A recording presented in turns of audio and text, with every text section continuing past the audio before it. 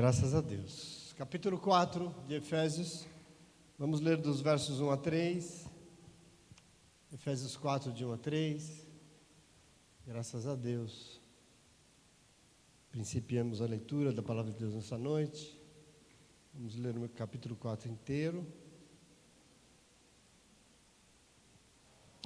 Diz assim a Palavra do nosso Deus, versículo 1 do capítulo 4.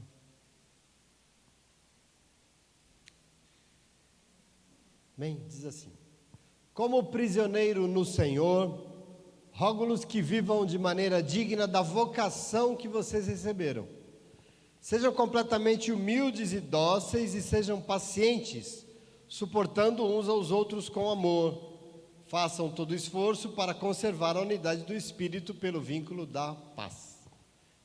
Vamos começar até aqui, tá bom, né? Senta no teu lugar. Graças a Deus.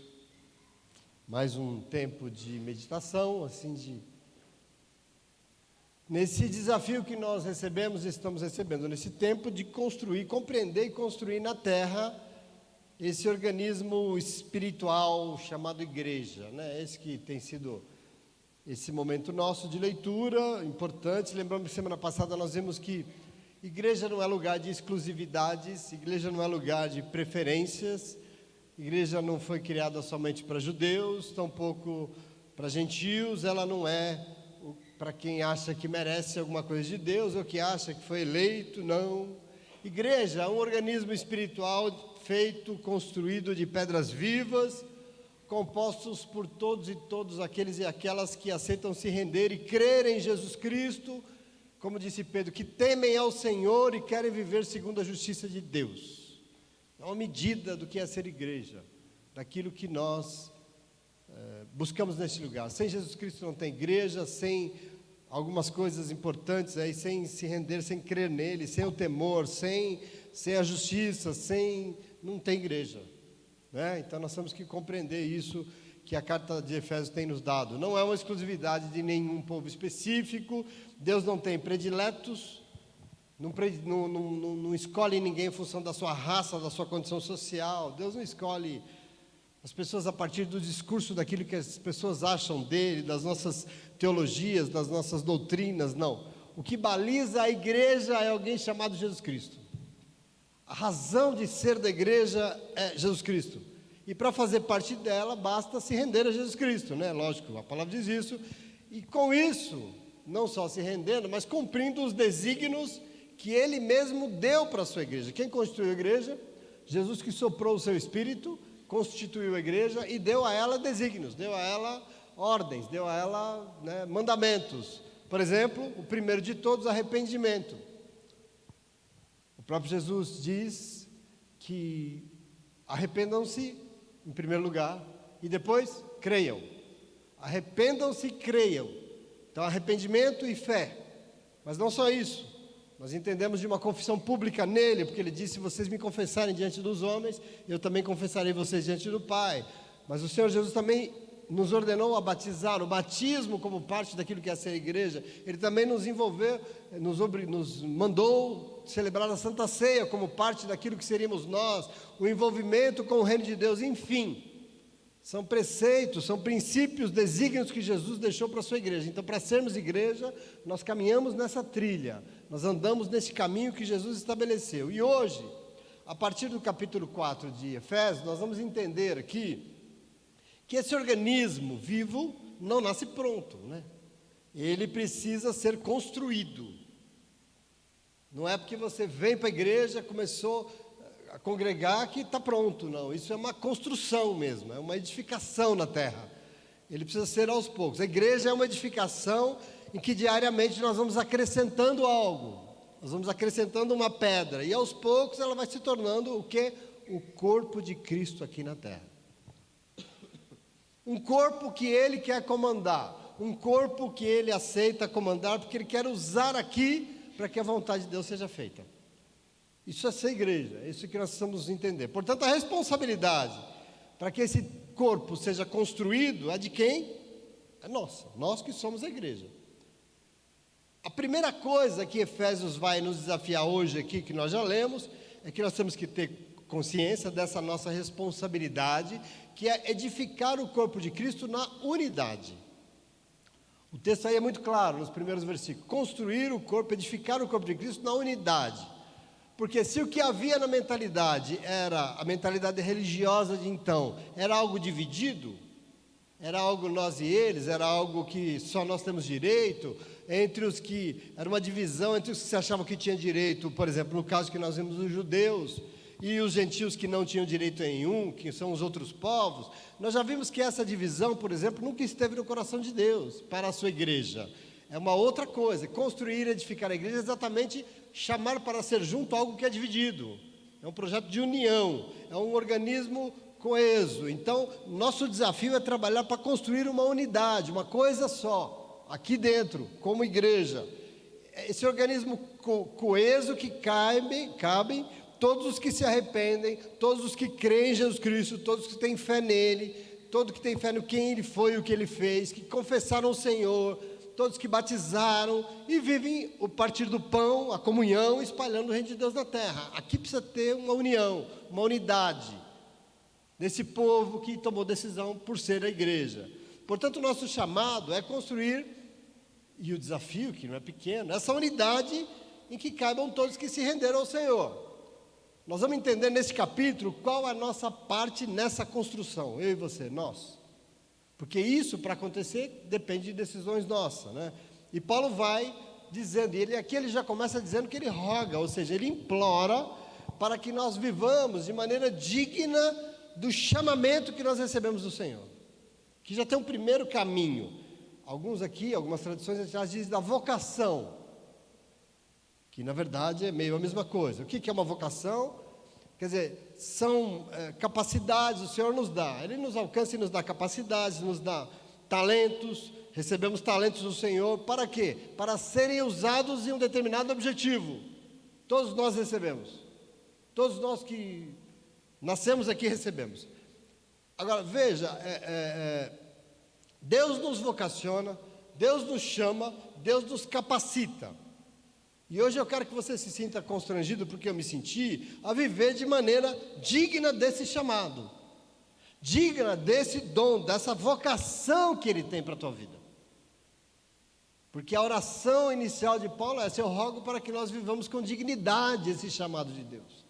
E aí o que eu queria pensar com você é: o que será que significa viver de maneira digna do nosso chamado? Bom, com certeza é honrar aquilo que Deus nos deu, né? E nos deu com o objetivo, honrar o objetivo que Ele tem com aquilo que Ele nos deu. Tratar isso com dignidade, afinal o Senhor nos deu de graça, Ele nos deu coisas, Ele nos deu capacidades, Ele nos deu oportunidades, e Ele nos chama para usar isso no mundo, e com isso a obra dEle vai acontecer. Se encaixa aqui nesse negócio, você tem que entender o que o Senhor fez na tua vida, o que Ele te dispõe, o que Ele já te deu. Quer dizer, Deus sempre vem antes, Deus não fica esperando. Deus, tem uma frase muito conhecida na igreja evangélica pentecostal, assim: Deus não escolhe os capacitados, mas capacita os escolhidos, né? Está vendo? O crente pentecostal sabe isso de cor. É verdade, Deus vem antes, e Ele vem antes, Ele nos dá coisa, Ele nos capacita, Ele nos dá dons. Isso você recebeu no ventre da tua mãe. Ele não ficou esperando. E aí Ele nos vocaciona, porque Ele nos chama, Ele nos vocaciona, e Ele nos capacita, e só depois Ele envia. Só para você ter uma ideia, quem lembra e conhece aqui, não vou ler, mas Isaías 6, um texto famoso que nós lemos outro dia aqui, nos primeiros 6 versículos, Isaías 6, o que nós temos lá? Isaías já tinha recebido talentos do Senhor. Ele era da família da nobreza lá, ele era um homem de uma família de boa posição, tanto que ele trabalhava no templo de Jerusalém, ensinando. Ele era uma espécie de um professor, assim. Ele já tinha recebido, então, o seu talento, ele ensinava no templo, mas ele teve uma visão, e na visão ele viu a glória de Deus, ele viu todo o esplendor do Senhor nessa visão, e ele temeu, ele tremeu na base. Por quê? Porque ele era um homem pecador, e o povo dele também era. Eu não sei se você se lembra, um homem que tinha recebido talentos da graça de Deus, mas não os usava adequadamente até então. Isso é Isaías, no começo do seu chamado. Ele não estava usando adequadamente aquilo que o Senhor tinha dado a ele. Tanto que ele diz que ele era um homem de lábios impuros, que vivia em meio a um povo de lábios impuros. O que significa isso? Que falava coisas indevidas, que usava a sua boca de forma indevida. E o Senhor vem e faz o quê? Depois que ele reconhece, com uma pedra incandescente, com uma tenaz, com uma brasa, com uma pedra em brasa, purifica os seus lábios. É muito simbólico isso, é muito lindo. Purifica os seus lábios com uma pedra incandescente, e só depois o Senhor então pergunta: a quem enviarei? Quem irá por nós? Tem um caminho aqui, sim ou não? Depois disso, quer dizer, Deus nos deu o talento, que Ele já tinha desde que nasceu, e aí Deus nos vocaciona, nos chamou, e se nós aceitamos, Ele nos envia. Isso é muito importante, porque isso é sobre quem? Sobre alguns? Sobre capacitados? Sobre todos nós. E a nossa obrigação é desenvolver isso, entende, queridos?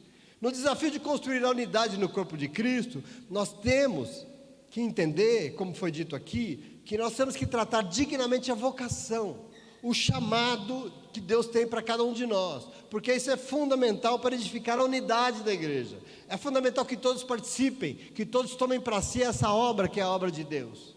Não é a obra de alguns escolhidos, é a obra de todo o povo de Deus que foi capacitado. Isso é importante que nós entendamos. Possivelmente, aqui está um dos maiores problemas, um dos maiores, talvez, enfrentamentos que nós temos hoje, porque, talvez, o maior drama nosso, porque as pessoas receberam um dom, as pessoas têm um chamado, as pessoas têm uma vocação, mas elas não se dispõem a tratar, como o texto diz, com dignidade aquilo que o Senhor chamou.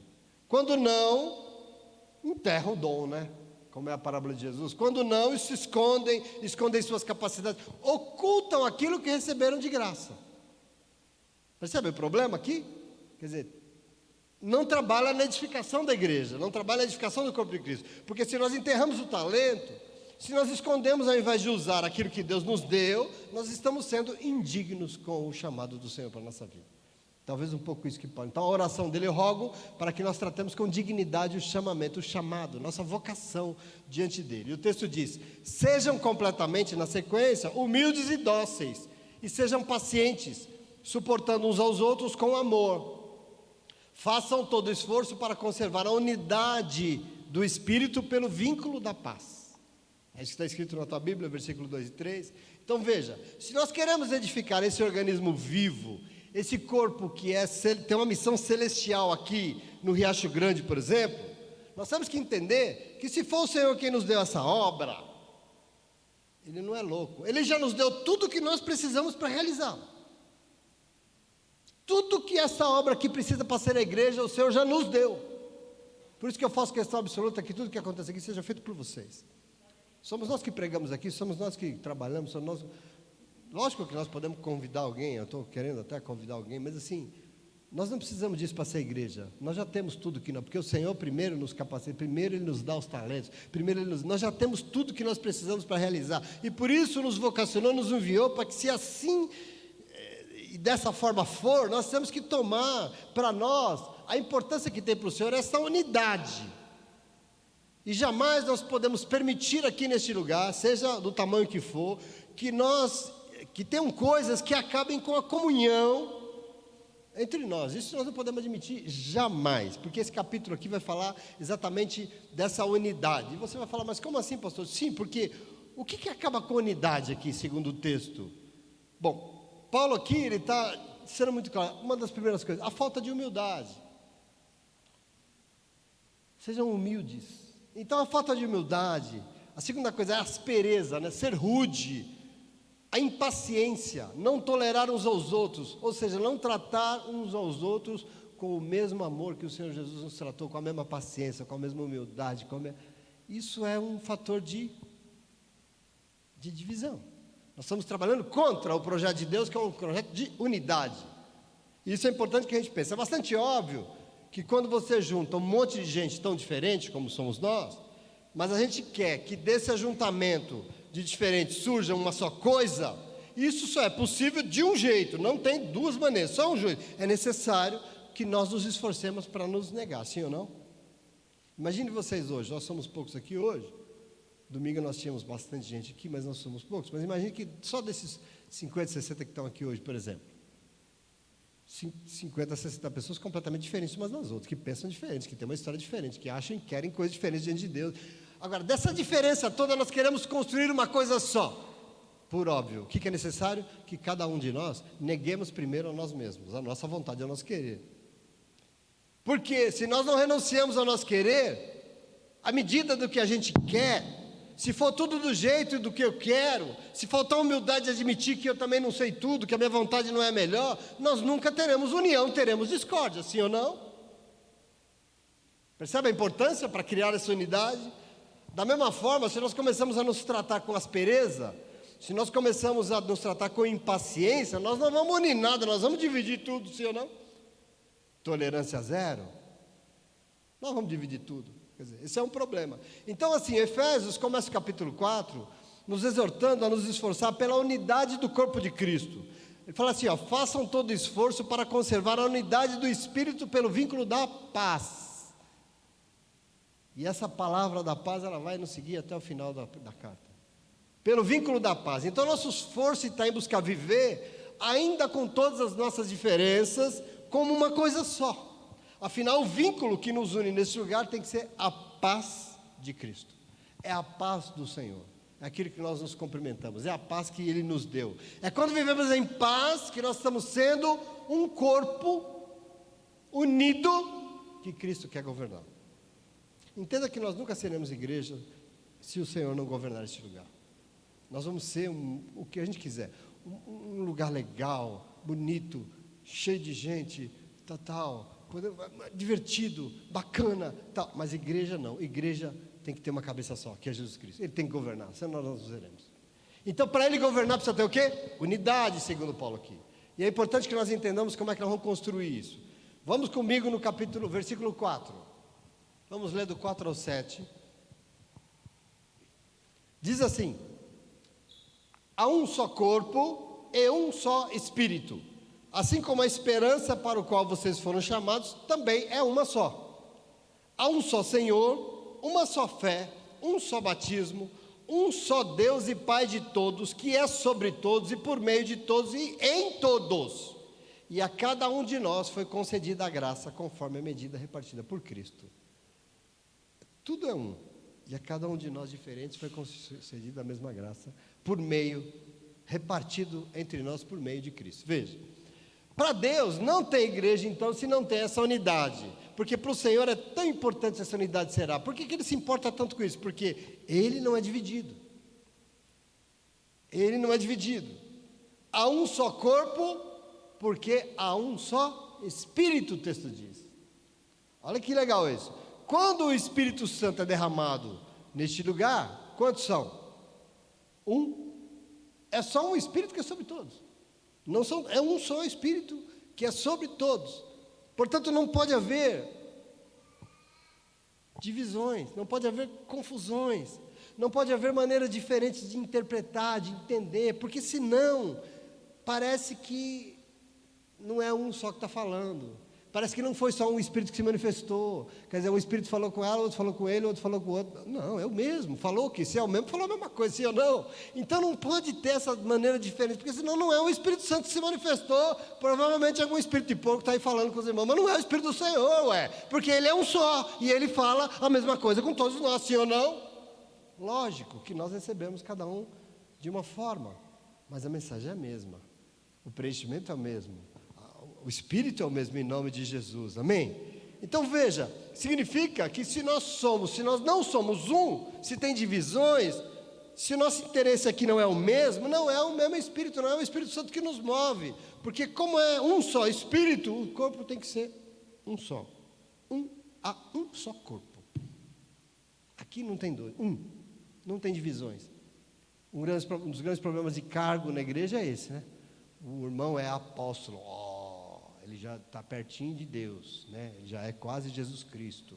O outro ainda é diácono, tadinho, ele ainda vai ter que ser presbítero, ele vai ter que ser não sei o quê, vai ter que ser evangelista, esses cargos criam uma diversidade de pessoas, de condições, parece que um tem mais capacidade que o outro. Não, igreja é uma coisa só em nome de Jesus, amém? Guiados e conduzidos, lógico, com uma estrutura, com uma organização, porque não é bagunçado, é com ordem e decência, mas todos nós submetidos e conduzidos e governados por uma só cabeça, que é Cristo, um só Espírito, e nele nós somos uma coisa só. Quem governa o corpo? Cabeça. Então entenda que se a cabeça que nos governa é a mesma, se o Espírito Santo que governa este lugar aqui é um só, como é que pode ter divisões? Não é igreja, não pode. Se há separações é porque não é o mesmo Espírito que tem governado a nossa vida, uai. É muito simples assim. E da mesma forma, tem que ser nossa esperança uma só. Ele diz aqui no texto, ou seja, todos nós esperamos a mesma coisa dele. A nossa esperança aqui é aquilo que a gente espera dele. O que a gente espera dele? A mesma coisa.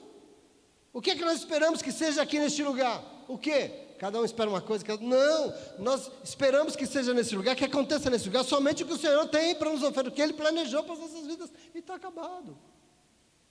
Percebe aqui a beleza que é essa unidade? Quer dizer, a esperança para a qual nós somos chamados é uma só. Foi o mesmo Deus que nos chamou e fez promessa em nossa vida. Ele fez promessa para todos nós. Essa promessa é a mesma para todos nós, não são duas.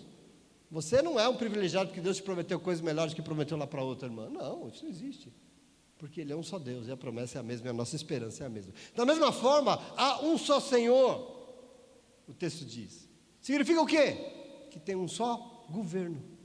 Quando você ouve a palavra Senhor, é aquele que governa, é aquele que manda, é aquele que está sobre todos. Se há um só Senhor, não cabe mais de um governo, não cabe mais de uma cabeça, porque o Senhor desse lugar só pode ser Ele, não pode ser outra pessoa. A unidade da igreja só existe quando o Senhor dela é Cristo, porque quando outros mandam, quando na igreja tem alguém que age como se fosse o próprio Deus, por quê? Porque acha que está na igreja e sabe de tudo, e as coisas têm que ser, quer mandar em todas as coisas, em tudo, quando a vontade é da liderança, quando as palavras são de pessoas, e não do Senhor. Querido, presta atenção, isso é muito importante na nossa vida.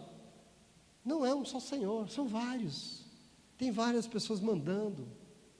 Tem muito cacique para pouco índio no Brasil hoje. O que tem de liderança evangélica, Deus, me assusta. Todo mundo quer ser pastor, todo mundo quer. Jesus do céu. Se tem muitos senhores, se tem muito, não cabe a Ele, que tem que ser o único Senhor absoluto. Você sabe que Deus não divide a glória dele com ninguém, né? Então, Senhor, governante, só tem que ser um, único. E é Ele, e só cabe a Ele, em nome de Jesus. Também Ele vai dizer que todos nós cremos na mesma coisa, da mesma forma. Por quê? Porque é uma só fé. Não tem duas. Você crê numa coisa só. Não pode ser cada um crendo do jeito que quer, na hora que quer, na hora que quiser. Não, todos cremos no mesmo Senhor. E só Ele. Não há outro além de Cristo na nossa vida. E só nele nós vamos crer em nome de Jesus. Amém? Então entenda. Mais ainda, Ele vai dizer, porque também é um só batismo, não tem dois. É uma briga em igreja lascada, porque eu batizo em nome da Trindade, outro batiza em nome de Jesus, outro batiza criança, outro batiza adulto. Batismo é um só. O símbolo do batismo está na Bíblia, é um só. É um só Deus e Pai de todos, que é sobre todos, por meio de todos e está em todos, só. E a gente não precisa ficar inventando malabarismo, está tudo aqui, meus irmãos. Está tudo aqui na vontade dEle para a nossa vida, em nome de Jesus, amém? Então, querido, querida, a igreja não nasce pronta. Isso que nós tentamos fazer aqui, ela precisa ser edificada dia após dia. É um trabalho, ela é edificada quando nós usamos com dignidade e diligência o nosso chamado, para construir a unidade, porque aí nós nos tornamos o corpo de Cristo. E se o corpo é dele, ele é a cabeça, é ele que manda, não é cada um do seu jeito, não é cada um fazendo do jeito que bem entende, não, nós somos um, como Cristo é um em Deus, né? Quem lembra de João 17? João 17, a partir do verso 21, Jesus diz assim, ó, minha oração não é apenas por esses 12 discípulos, mas eu oro também por aqueles que vão crer em mim. Ele está orando antes de morrer, está orando por nós, aqueles que crerão em mim, por meio da mensagem que esses homens vão levar, para que todos sejam, Pai, como tu estás em mim, eu estou em ti, que eles também estejam em nós, para que o mundo creia que tu me enviaste. Queridos, uma das maiores razões pela qual o mundo rejeita Jesus, sabe qual é? Essa divisão louca que a igreja vive no mundo. Eu lembro de uma aula sobre missões na faculdade, e que o testemunho era que os missionários chegavam na Índia, por exemplo, e a Índia foi um grande campo missionário na época, porque a Índia era hindu e tal, e não é cristã, então, e aí, Índia, China e tal, e o irmão chegava: escuta, você quer se render a Jesus, você quer ir na igreja e tal, e o cara falava: qual? naquela ali, naquela outra, ou naquela outra lá, qual delas? Porque tinha milhares, cada canto da rua, igreja é o que não faltava, só que cada um falava uma língua, cada um era de um jeito, cada um queria uma coisa. Se vocês não são um, como é que nós vamos crer nele? Me diga em qual deles que eu creio. Ele é um só, Ele é o Senhor absoluto na nossa vida, e não tem dois, em nome de Jesus, amém? Versículo 8 de Efésios, vamos ler do 8 ao 13 agora, está claro aqui? Então, esse propósito de construir uma unidade, uma coisa só entre nós. E no verso 8 ele vai dizer: por isso é que foi dito, quando ele subiu em triunfo às alturas, levou cativo muitos prisioneiros e deu dons aos homens, que significa ele subiu, senão que também descera às profundezas da terra. Aquele que desceu é o mesmo que subiu acima de todos os céus, a fim de encher todas as coisas. E ele designou alguns para apóstolos, outros para profetas, outros para evangelistas, outros para pastores e mestres, com o fim de preparar os santos para a obra do ministério, para que o corpo de Cristo seja edificado, até que todos alcancemos a unidade da fé e do conhecimento pleno do Filho de Deus, e cheguemos à maturidade, atingindo a medida da plenitude de Cristo. Já está bom, vamos entender isso aqui. O Senhor Jesus triunfou sobre a morte, e quando ele triunfou, ele foi ao Pai, e fez o quê? Ele deu dons às pessoas.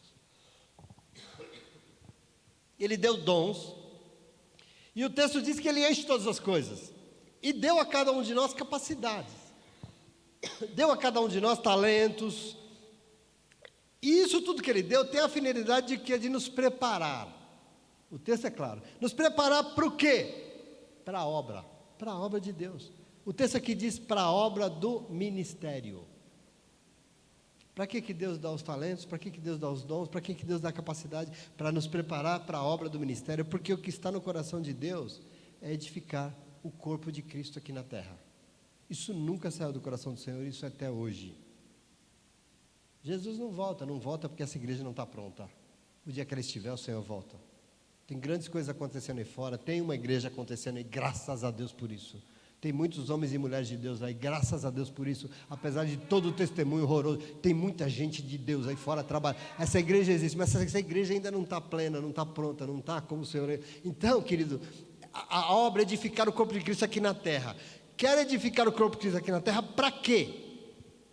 Para que ele quer fazer isso? Para o nosso próprio benefício? Ele quer edificar o corpo de Cristo na terra para levar alguns privilegiados para morar com ele? Não. O Senhor venceu a morte, Ele nos deu dons para que todos nós pudéssemos nos preparar para atuar na obra dEle, para que a igreja fosse edificada, porque o reino de Deus precisa ser implantado na terra, a justiça de Deus precisa ser conhecida aqui onde nós moramos. É para isso que a igreja existe. Você entende isso? É fundamental que a gente coloque isso no nosso coração. Quando você olha o mundo, você encontra a justiça do reino de Deus lá fora, no mundo? Desculpa, pode ter muita boa vontade, mas na maioria dos lugares a gente não encontra, sim ou não? Por que a gente não encontra? Porque alguém não está cumprindo dignamente o seu chamamento, a sua vocação. Alguém não está fazendo a sua parte. Talvez aqui esteja o segredo porque Jesus não volta, é isso que a gente quer tanto. Alguém não está fazendo a sua parte. De quem é a responsabilidade de levar o nome de Jesus Cristo a toda a criatura e fazer ser vista a justiça do reino de Deus na terra? De quem? Igreja, não se enganem, não é de ninguém, é nossa, e é só nossa. Portanto, esse é o nosso papel. O Senhor Jesus já fez o dele. Não sei se você não entende isso. Ele já fez o dele e ele continua fazendo, porque ele é tão maravilhoso, porque ele tem vindo dia após dia e desejado governar este lugar, desejado governar a nossa vida. Ele tem vindo, ele tem falado, ele tem nos ajudado, ele tem se manifestado com poder em nossa vida, ele tem quisto, mas quem tem que assumir a responsabilidade sobre isso somos nós, porque não adianta o Espírito Santo de Deus vir, nos dar livramento, nos ensinar, nos chamar, nos salvar, nos comissionar, nos dar sabedoria, falar conosco, se a gente não for. Lembra de Jonas?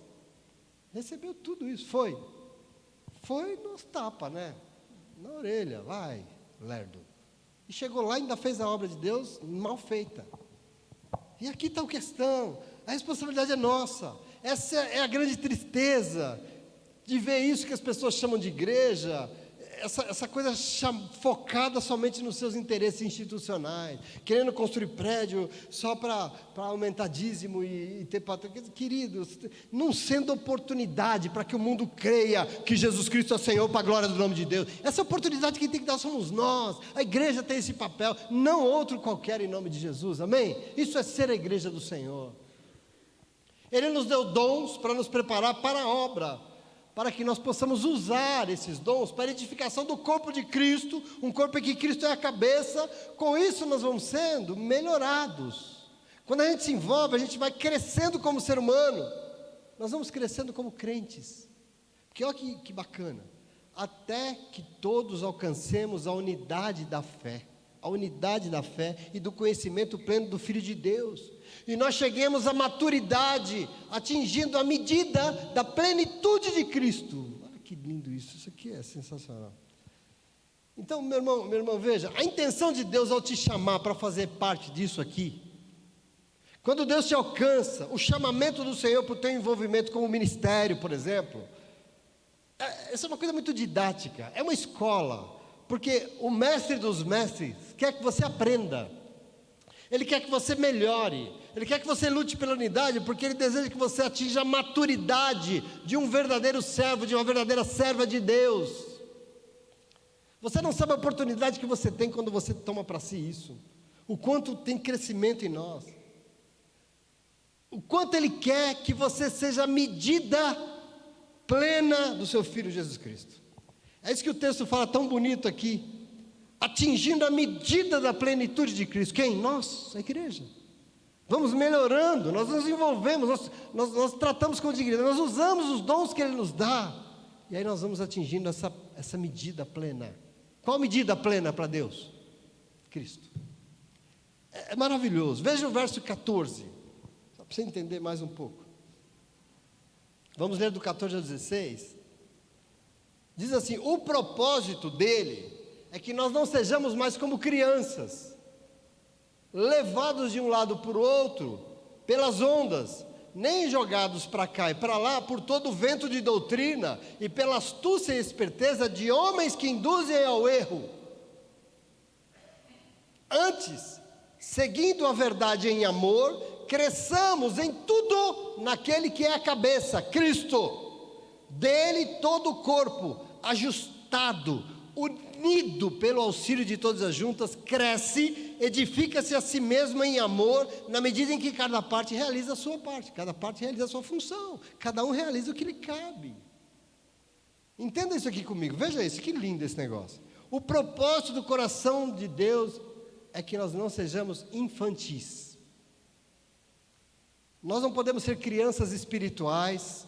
Como é criança espiritual aqui? É alguém sendo levado de um lado por outro, por bobagens que vê na internet. Infantilidade espiritual, crianças. Jogado, gente que é ludibriado por homens que induzem ao erro. Isso é infantilidade. Nós temos tudo que nós precisamos para não ser massa de manobra na mão de gente inescrupulosa. Nós temos o quê? O Espírito Santo. Por que ele não nos deve? Porque a gente não busca. Mas nós temos porque ele já nos deu. Veja que maravilhoso. Antes, o que ele deseja quando nos chama para ser a sua igreja é que nós olhemos para a verdade. Que verdade? Que é Cristo, o texto diz, é Cristo. E nós aprendamos com ele, com Cristo, que nós cresçamos em tudo nele que é a cabeça. Ele, Cristo, que é a pedra angular, sobre o qual se edificaria a sua igreja, essa que as portas do inferno não prevaleceriam. Ele, Cristo, a pedra inicial, fundamental de toda essa construção. Nós temos que olhar para Ele, aprender com Ele, para não ser igual criança, jogar de um lado para ai, mestre, pai, estou falando na internet aqui. Homens que querem nos induzir ao erro. Olha que precioso isso. Observe como para Deus não serve esse negócio de ser esse crente também estagnado, fazendo o que sempre fez, pensando como sempre pensou. Não, o texto diz que nós temos que crescer nele, ele que é o padrão de Deus. Nós crescemos em quem? Em Cristo Jesus, por isso nós viemos aqui para aprender sobre ele, para crescer nele. Porque crente Gabriela, não dá, né, Gabriela? Eu nasci assim, cresci assim, foi mesmo assim, sempre foi assim. Não dá. Sempre acreditou desse jeito, eu sempre fiz como aprendi lá quando eu me converti, meu irmão.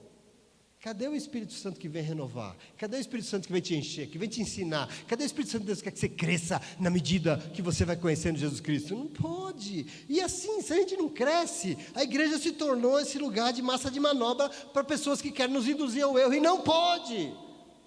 Não pode. Porque nós temos o Espírito de Deus conosco. Como nós fazemos para que neste lugar nós nunca estejamos sujeitos a manipulações de quem quer que seja? Sabe como? Busquemos a verdade em amor. O que é verdade? Quem é a verdade? Para nós não é o quê, né? Para nós verdade é alguém. Ele, Cristo, Ele que é o caminho, a verdade e a vida. Se nós buscamos nele, aprendemos com a revelação dele, nós vamos crescer nele que é a cabeça de todas as coisas, é isso que o texto está falando. Nós vamos crescer porque nós obedeceremos o que a cabeça mandou fazer e não o que nós ouvimos na internet, pelo amor de Deus. E isso é triste, porque assim, vem, ouve a palavra, a lê, surta. E aí no dia seguinte, porque ouviu não sei o que, não sei aonde, não sei das contas, está fazendo exatamente o que não devia fazer. Mas para que Deus veio falar então, infeliz? Né? É impressionante, o Senhor tem todo esse cuidado, o Senhor é maravilhoso, e a gente tem que entender, porque queridos, se nós somos corpo dele, nós vamos sendo ajustados pela palavra dele. Não se preocupe, tudo que você precisa para ser um grande homem, uma grande mulher de Deus está aqui, porque o Senhor está te dando. Não que você não possa, você pode fazer o que você quiser na sua vida, você pode ver quem você quiser, você pode, eu ouço coisas também, você pode ir ver culto onde você quiser, mas querido, não seja jogado para um lado para o outro por bobagem de gente que quer te ludibriar, não faça isso, tenha maturidade espiritual. Isso está errado porque não é o que o Senhor revelou para mim, não é o que está na palavra de Deus, tenha maturidade. Então nós obedecemos, nós não somos ajudados pela palavra deles, nós somos unidos e nós crescemos e nos edificamos mutuamente na medida do mesmo amor dele. Como? Em que medida? Na medida, o texto diz, em que cada um faz sua parte. Entende por que nós não podemos deixar de participar? Na medida em que cada um se envolve com a obra dele, na medida em que cada um usa dignamente aquilo que Deus confiou. Amém? Está claro isso? É por isso que você precisa se envolver em nome de Jesus. Mas prossigamos, até aqui está claro? Estou construindo essa unidade daqui que nós chamamos de igreja. Amém? Versículo 17, vamos ler até o 20. Ele vai dizer assim: eu lhes digo, e no Senhor eu insisto, que não vivam mais como gentios que vivem na futilidade dos seus pensamentos. Eles estão obscurecidos no entendimento, separados da vida de Deus por causa da ignorância em que estão vivendo, devido ao endurecimento dos seus corações. Tendo perdido toda a sensibilidade, se entregaram à depravação, cometendo com avidez toda espécie de impureza. Todavia, não foi isso que vocês aprenderam de Cristo. Veja, igreja é algo diferenciado. Querido, igreja não faz como todo mundo faz. Igreja não tem lábios impuros, como todo mundo tem. Igreja não vive na futilidade dos seus próprios pensamentos. Lógico, os pensamentos que preenchem a igreja não pode ser do mundo, sabe por quê? Porque ele vem de uma outra cabeça. De onde vem o que nós pensamos? Vem de uma outra cabeça, não da sua, vem de Cristo. A cabeça que realmente coordena tudo. No mundo é normal ser guiados pelos seus próprios entendimentos. Mas o texto diz que esse povo vive no escuro, separados de Deus, porque endureceram seus corações para o Senhor. As pessoas rejeitam Deus, as pessoas acham legal, as pessoas sabem que é bom, mas elas não querem para elas. Elas rejeitam o Senhor. Ora, quem endurece o coração para a vontade de Deus, amolece o coração para a sua vontade, sim ou não? Você endureceu o teu coração, você endureceu o teu entendimento para Deus, o teu entendimento de Deus, você amoleceu o teu entendimento para aquilo que é melhor para você, para aquilo que você parece melhor. Isso são as pessoas que não se rendem a Cristo, isso é o mundo lá fora. Pessoas que nós detestamos, não, nós amamos. Qual que é a diferença? Eles endureceram o coração para o Senhor e amoleceram para eles mesmos. O texto diz que isso é ignorância. Por quê? Porque esse endurecimento para Deus, essa obstinação em querer do seu jeito, negando o que Deus espera, tirou deles a sensibilidade de viver. E você tem que admitir para mim que o mundo que você vive não tem sensibilidade, não tem respeito, não tem dignidade, não tem paz. Não tem, porque tirou porque endureceu para Deus, amoleceu para si mesmo. E por isso o texto diz que se enche de depravação e impurezas, e da boca só saem palavras torpes. Por isso ser igreja não é ser melhor do que ninguém, mas é saber que tem que ser diferente, porque é outra cabeça. Não foi assim que nós aprendemos dele, ele nos ensinou diferente, o nosso compromisso tem que ser com ele, e não com aquilo que nós aprendemos por aí. Vamos ler mais um pouco, porque eu estou indo para o fim, verso 21 até o 24. Queria acabar aqui. De fato, vocês ouviram falar dele, e nele foram ensinados de acordo com a verdade que está em Jesus. Quanto à antiga maneira de viver, vocês foram ensinados a despir-se do velho homem, e que se corrompe por desejos enganosos, e a serem renovados no modo de pensar, e a revestir-se do novo homem, criado para ser semelhante a Deus em justiça e em santidade proveniente da verdade, Diferentes em tudo, porque ouvimos dele, aprendemos nele, que é a verdade, e depois que aprendemos nele, deixamos de ser o que nós éramos. A antiga máxima de Paulo: nós nos despimos do que éramos e nos revestimos do novo. Nós nos revestimos de quem? Dele. Antes vivíamos corrompidos pelos nossos desejos pecaminosos, enganosos, mas depois aprendemos dele e começamos a pensar de outra forma. Mudou a nossa jeito de pensar, nossa mente foi renovada, e com isso nós só aceitamos ser semelhantes a ele, imitadores de Cristo, porque ele é a verdade de Deus para nós. E aí você vai falar: mas como é que é isso? Verso 25 até o 27. Portanto, cada um de vocês deve abandonar a mentira e falar somente a verdade ao seu próximo, pois todos nós somos membros de um mesmo corpo. Se você mente para o seu irmão, você está mentindo para você mesmo. Quando vocês ficarem irados, não pequem, apaziguem a sua ira antes que o sol se ponha, e não deem lugar ao diabo. Primeiro, Efésios vai nos dar aqui algumas medidas que prejudicam a unidade, que nos impede de ser igreja. A primeira, a mentira.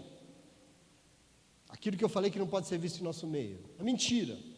O texto diz que nós não podemos mentir, somente falar a verdade ao nosso irmão, porque todos nós somos membros do mesmo corpo, nós somos a mesma coisa. Está mentindo para quem? Para você mesmo? Essa é a pior delas. Está mentindo para o seu irmão? Segunda mentira, a segunda medida, que é a ira, porque a ira nos leva a pecar. Ira não é pecado, é algo que faz parte da nossa estrutura instintiva, física. Você tem ira para se proteger, igual um cachorro acuado, um gato acuado, se protege. Mas veja, isso está dentro de nós, e por estar, pode ser que isso se manifeste em nós. Pode ser que você acorde e fale: está de matar, desgraçado. Mas observe a medida de quem quer ser igreja. Se você se irar, não permita que o sol se ponha e você continue mesmo assim irado. O que é o sol se pôr? É vir o outro dia você continuar com a mesma ira. Presta atenção, se negue, admita que isso leva à morte. Admita que a única coisa que a ira consegue fazer na tua vida é dar lugar para o diabo. Porque é isso que o texto diz. Quando você permite que a ira fique, você fica lá matutando, sabe? Igual Mutley, remoendo aquela raiva. Você está dando lugar para o diabo na tua vida. Presta atenção. Você está afastando alguém da tua vida. E aí você fala: pastor, difícil isso, como é que eu faço? Lembre-se que o que te dá controle na tua vida, Gálatas 6, é o Espírito Santo de Deus. É Ele que dá domínio próprio sobre você. Portanto, entenda que se a ira está dominando, sabe por que está? É porque outra cabeça está governando. Tem outro mandando, tem outro falando aqui na sua orelha. Então abandone a sua medida, renuncie ao que você acha certo, diga não à sua vontade, desde que ele seja a cabeça. O diabo precisa calar a boca na tua vida, meu irmão, e ele vai, minha irmã, quando você ser um corpo governado pelo Espírito. Simples assim. Mas tem mais. 28. O que furtava, não furte mais, antes trabalhe, fazendo algo de útil com as mãos, para que tenha o que repartir com quem estiver em necessidade.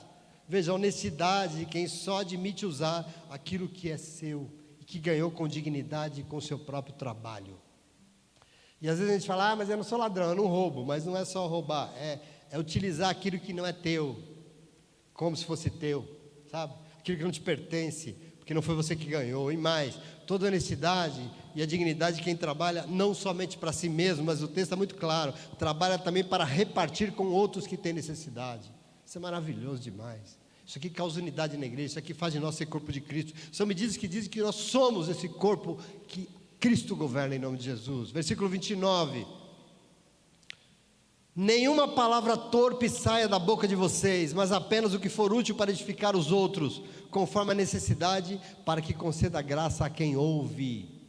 Veja, nenhuma palavra torpe significa que da nossa boca não sai aquilo que é o orgulho de tanta gente que você encontra na rua, palavrão. Ontem eu tive uma prova disso muito forte. Palavrão às vezes é fruto de indignação, né? Às vezes você solta um palavrão, mas é exatamente por isso que geralmente palavrão é muito usado por gente que não tem nada para dizer, que edifica. Sabe quando você não tem nada para dizer, você solta um palavrão para ser legal? Isso aí é um imbecil, isso que você é. Desculpa quem fala. Me perdoe os irmãos que falam, se tem alguém que fala lá fora, não sei, mas para mim, e eu estou falando de uma pessoa que falava muito palavrão antigamente, mas o Senhor me constrangeu ontem sobre isso. Não tenho o que falar, meu irmão, presta atenção. No fundo, a gente usa por falta de argumento. Por falta de uma coisa mais bonita para dizer, você fala um. Porque as pessoas, e todo mundo fica rindo igual idiota no palavrão. Não pode sair da nossa boca, presta atenção aqui. Para Deus nós temos que ter o que falar. O Senhor vem e nos ensina, nos enche, nos mostra. Ele que enche todas as coisas, vem e enche você, enche o teu coração, porque Ele quer te ensinar. Você tem que aprender, você tem que ser edificado, você tem que crescer, você tem que ter argumento, porque da tua boca só pode sair palavras que edifiquem, que melhoram a vida dos outros e só. Para que agressão, para que isso? Em nome de Jesus, amém? Não vou me alongar, versículo 30, dá uma corrida aqui. Não entristeçam o Espírito Santo de Deus, com o qual vocês foram selados para o dia da redenção, do perdão, da salvação. Lembra que no nosso primeiro encontro nós falamos disso? Que nós somos um povo que recebeu inúmeras bênçãos celestiais, dentre elas serem selados pelo Espírito de Deus. Nós somos selados para serem enviados pelo Espírito Santo de Deus ao mundo, para ser corpo de Cristo. Pois é, nós temos todas as condições para viver como um povo selado. Quando nós vivemos, nós somos preparados, enviados pelo Espírito. Então, eu pergunto, como é que nós podemos entristecer o Espírito Santo? Nós podemos? Nós podemos. Por quê? Porque está escrito. Não entristeçam o Espírito Santo. Deixar o Espírito Santo triste é renunciar ao que Ele quer fazer através de nós. Deixar o Espírito Santo triste é trabalhar contra o projeto dele. Não é à toa que a Bíblia chama isso de blasfêmia. Às vezes a gente acha que blasfêmia é só falar, né? Falar da boca para fora, o Senhor nem recebe. Não é só falar, é trabalhar contra o projeto do Espírito Santo, contra a unidade da igreja. A Bíblia diz lá no Antigo Testamento que tem 7 coisas que Deus abomina, mas tem 7 coisas que Deus não suporta, mas tem uma que Ele abomina. É alguém que produz divisão entre os irmãos. Essa Ele abomina, porque está trabalhando contra o projeto do Espírito Santo de criar unidade. Presta atenção, nós não podemos, querido, em nome de entristecer, e nós podemos entristecer com as nossas atitudes, sim. Nós podemos deixar Ele muito triste quando nós trabalhamos contra o que Ele quer fazer. E o que acontece? Ele se afasta, uai. Triste, Ele se afasta. O que acontece é que Ele deixa de habitar o templo, e com isso, com esse afastamento, a redenção fica complicada, o perdão fica complicado, a salvação fica complicada. Verso 31, 32, encerro, para a tua alegria. Livrem-se de toda amargura, indignação, ira, gritaria e calúnia, bem como de toda maldade. Sejam bondosos, compassivos uns para com os outros, perdoando-os mutuamente, assim como Deus perdoou vocês em Cristo Jesus. Amém. E glória a Deus por isso. Então, meu irmão, minha irmã, eu encerro dizendo para você que essa igreja não é algo que nasce pronto. Igreja é algo que precisa ser edificado, construído, dia após dia na tua vida. Igreja é você junto, somos nós, e isso que somos nós precisa ser edificado, aqui dentro, e como aqui dentro é edificado em volta, como o povo edificado. Como é feita essa edificação? Bom, o Senhor vem e faz a parte dele. Qual é a parte dele? Ele nos dá dons, ele nos dá talentos, ele nos dá capacidades. E ele nos chama para nos envolver. Essa é a parte do Senhor. Somos nós que temos que atender o chamado, mas Ele nos chama. E quando nós atendemos, nós vamos sendo transformados dia após dia pelo poder do Espírito que age em nós. Transformados de prova em prova, de luta em luta, como nós vemos outro dia, de força em força. E nós vamos crescendo, nós vamos melhorando, nós vamos ser edificados, nós vamos com toda humildade negando a nós mesmos. E assim nós vamos recebendo e nos enchendo de Cristo, da justa medida do que serve para Deus. Nós vamos nos tornando o corpo de Cristo na terra. Então assim nós vamos construindo essa unidade chamada igreja, que é importante demais, que o Senhor quer que seja unida. Por quê? Porque Ele quer usar para fazer grandes coisas aí no mundo. Ele quer usar para transformar tudo. Um desafio enorme, porque nós somos de diferentes origens, diferentes formações. Tão grandes são as nossas diferenças, que o Senhor, mais do que ninguém, sabe que nós sozinhos não temos condição nenhuma de fazer isso. E é por isso que Ele vem diariamente e sopra o seu Espírito sobre nós. É por isso que Ele vem e derrama uma palavra sobre nós. É por isso que Ele vem e nos ensina. É por isso que Ele vem e nos constrange. Ele prepara um louvor, Ele prepara um momento, Ele prepara uma obra para você trabalhar. E se você aceita se render ao governo dEle, nós vamos nos tornando essa coisa só, essa unidade. E aí nós somos todos um só corpo, e que Cristo é a cabeça. E se Ele for a cabeça, ninguém será mais. E assim nós seremos a igreja dEle aqui na terra, em nome de Jesus. Amém? Você compreende isso? Importante demais. Leia o capítulo 4 na tua casa.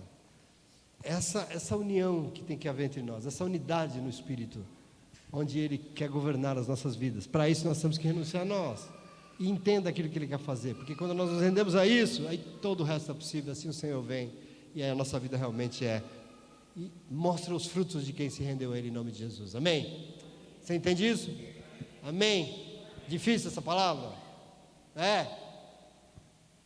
Mais ou menos.